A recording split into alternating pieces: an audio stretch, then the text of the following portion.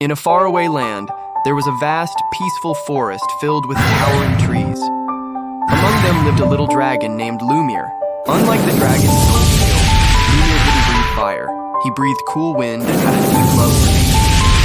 He liked playing with the breeze, helping the bees fly, and watching young trees grow strong.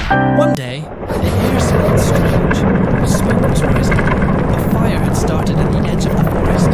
At that very moment, a child named Eli was walking through the woods with a small water pack. Eli was known for his love of the forest and often volunteered to help protect it.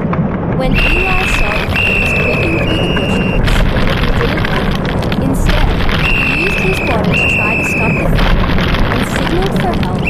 From above, Lumir saw the brave child and ran.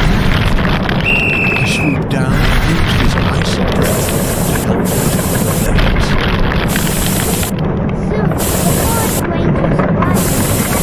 They stopped the fire from spreading. When the flames finally gone, everyone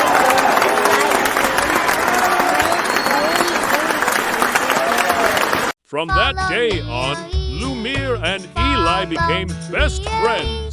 They explored the forest together, picked up trash, watered the trees, and taught others how to care for the earth. With their friendship and courage, the forest stayed green and full of life forevermore.